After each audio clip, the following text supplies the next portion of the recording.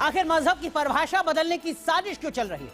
क्या एकता के नाम पर सनातन के खिलाफ षड्यंत्र चल रहा है? ये सवाल जमीयत उलेमा ए हिंद के आम अधिवेशन में मौलाना अरशद मदनी के बयान के बाद उठे। क्या कहा है मदनी ने? उनके बयान की आलोचना क्यों हो रही है, बताते हैं।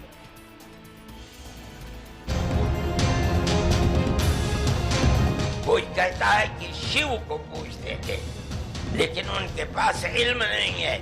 बहुत कम लोग ये बताते हैं कि मनु कुछ नहीं था दुनिया में, वो ओम को पूजते थे।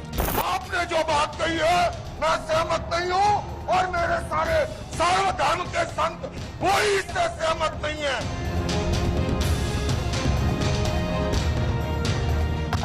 मदनी की भड़काऊ माचिस, एकता के नाम पर साजिश। ये धरती इस्लाम की जाए पैदाइश है। मनु पर मदनी का तंज, संतों ने छोड़ दिया मंच।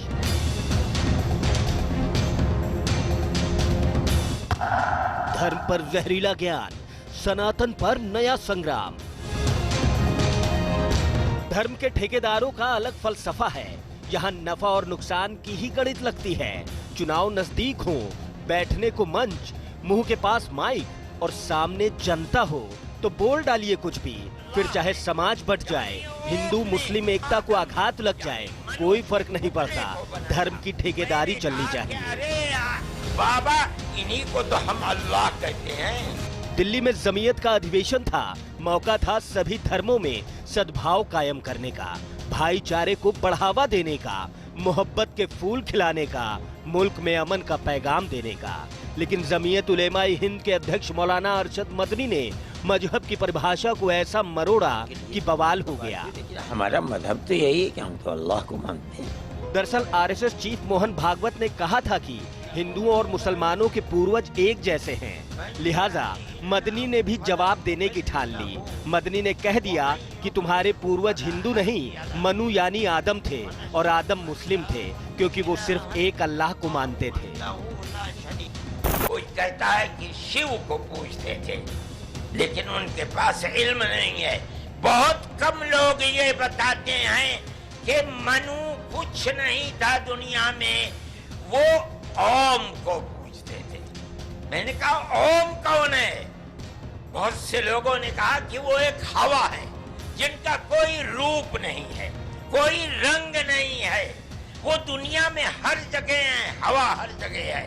उन्होंने आसमान बनाया, उन्होंने जमीन। मैंने कहा कि अरे बाबा, इन्हीं को तो हम अल्लाह कहते हैं। मजहबी श्रेष्ठता के यही विचार हैं जो हिंदुस्तान के समाज और सियासत में भूचाल लाते रहे हैं। मदनी के बयान का मतलब सनातन का अपमान नहीं तो क्या है। इस अपमान के खिलाफ मंच पर बगावत का बिगुल बजा दिया गया। मंच पर मौजूद मुनी, संत और दूसरे धर्म के प्रतिनिधियों ने हाथ खड़ा कर मदनी और जमीयत के आयोजन से खुद को अलग कर लिया। जैन धर्म की तरफ से शांति का संदेश देने पहुंचे जैनाचार्य लोकेश मुनि ने मदनी की मनु आदम अल्लाह वाली परिभाषा को सिरे से खारिज कर दिया और जमीयत के इल्जास में खलबली मच गई। आपने जो बात कही है मैं सहमत नहीं हूँ और मेरे सारे सर्वधर्म के संत कोई इससे सहमत नहीं है। हम केवल सहमत हैं, आपस में मिलजुल कर रहे। और इसके सिवा ये जो कहानी ओम मन्नू अल्लाह उसकी औलाद, ये फालतू की बातें हैं। सारा पलीता लगा दिया। ये जितनी कहानी सुनाई है अल्लाह मन्नू ये वो, उससे 4 गुना कहानी मैं सुना सकता हूँ। अरशद मदनी के जहरीले बयान पर संत समाज की त्योरियां चढ़ गई हैं। सनातन को छोटा बताकर इस्लाम को शिखर बताने वालों का प्रतिकार शुरू हो गया है। पूरे संसार की एक प्रकार से मजाक का पात्र बनना, ये इन लोगों को शोभा नहीं देता है। इनको थोड़ा अध्ययन करने की आवश्यकता है। हिंदू धर्मावलंबी, क्योंकि सहिष्णु हैं सब लोग, इस देश में रहने वाले प्रत्येक व्यक्ति का हम सम्मान करते हैं और सभी धर्मगुरु अपनी अपनी उपासना पद्धति का पालन करते हैं। वो करते रहे, हमें कोई आपत्ति नहीं है, लेकिन जो तथ्य है उनको तोड़ मरोड़ कर पेश न किया जाए। दरअसल देश में नफरती माचिस जलाकर सनातन के खिलाफ साजिश करने वालों का ये खेल नया नहीं है। इससे पहले भी अपने मजहब को दूसरे से पुरातन, दूसरों से श्रेष्ठ बताने की कोशिश होती रही है। अरशद मदनी के पहले महमूद मदनी ऐतिहासिक तथ्यों को तोड़ मरोड़ कर पेश कर चुके हैं। ये धरती इस्लाम की जाए पैदाइश है, ये मुसलमानों का पहला वतन है।